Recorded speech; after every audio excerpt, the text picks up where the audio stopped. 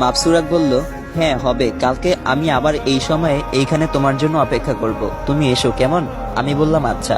মাপসুরা বলল, আর মাত্র 3 মিনিট সময় আছে, আমার যেতে হবে, তুমি তাড়াতাড়ি চোখ বন্ধ করো। আমি বললাম চোখ বন্ধ করবো কেন?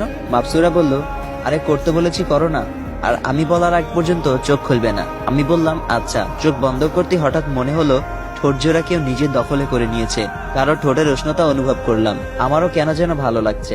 মাপসুরা বলল, এই চোখ খুলবে না কিন্তু। আমি বললাম আচ্ছা। মাপসুরা একটু পর আমাকে ছেড়ে দিল আর বলল, আমি আমার রূপ পরিবর্তন করছি, চোখ খুললে কিন্তু তোমার ক্ষতি হবে। আমি চোখ বন্ধ করে আছি। একটু পর মেয়েটা বলল, এবার চোখ খুলো। তারপর আমি চোখ খুললাম। তারপর মাপসুরাকে আর দেখতে পাচ্ছি না। মেয়েটা কোথায় গেল? অনেক ডাকাডাকি করলাম, না কেউ নাই। তারপর মোবাইলটা পকেট থেকে বের করে দেখলাম কয়টা বাজে। ঘড়ির টাইম দেখে মাথায় যেন আকাশ ভেঙে পড়লো, রাত 2টা বাজে।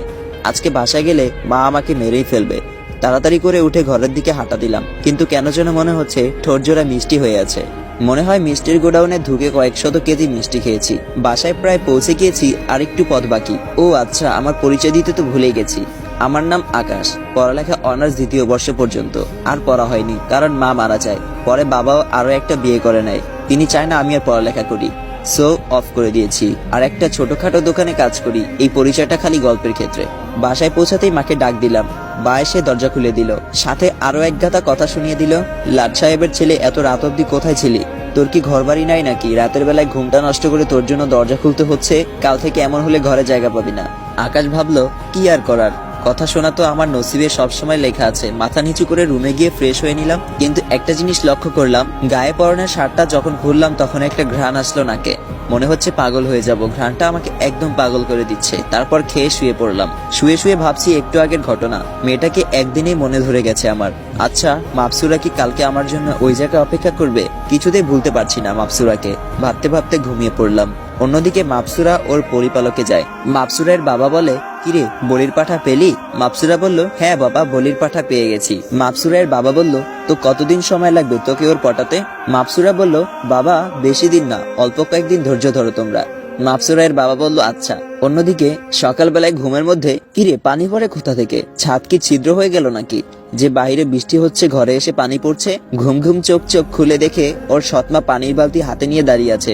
বুঝে গেলাম পানি কোথা থেকে পড়ছিল। আকাশের মা বলে, কিরে লাট সাহেবের ছেলে, সকাল কি হয় নাই এখনো? কয়টা বাজে খেয়াল আছে তোর? কাজে যাচ্ছিস না কেন? আকাশ বলল, মা একটু ঘুমাতে দাও না। আকাশের মা বলল, ওকে ঘুমা, তোর আজকে ঘরে কিছুই মিলবে না। আকাশ বলল, মা তুমি এমন করো কেন?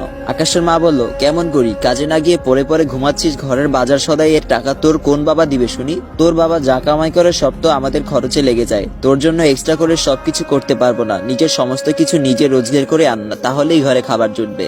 আকাশ বলল, ওকে মা, কাজে যাচ্ছি, তুমি নাস্তা দাও। আকাশের মা বলল, নাস্তা আমরা খেয়ে নিয়েছি, তোর জন্য নাস্তা নাই। নাস্তা ছাড়া কাজে যা, না হয় রাতের খাবারও জুটবে না কপালে। এই বলে চলে গেল রুম থেকে। মার কথা শুনে চোখে পানি চলে এলো। যেমনই হোক, আপন মা না হোক, সৎ মা হোক, তারপরেও তো মা। কিভাবে পারে উনি এমন ধারা করতে আমার সাথে? ওনারও তো একটা মেয়ে আছে, ওর জন্য তো সবসময় কিছু রেডি থাকে, কিন্তু আমার কপালে সামান্য নাস্তাটুকু জুটে না। আজ মা যদি বেঁচে থাকতো, এমন ধারা কোনোদিন আমার সাথে করতো না। ফ্রেশ হয়ে কাজে চলে গেলাম। দুপুরে হালকা কলা পাউরুটি খেয়ে চালিয়ে দিলাম। রাতের বেলায় যথাসময়ে কাজ শেষ করে হেঁটে হেঁটে আসছি কালকের সেই জায়গায়। এসে বসে আছি মাপসুরার জন্য।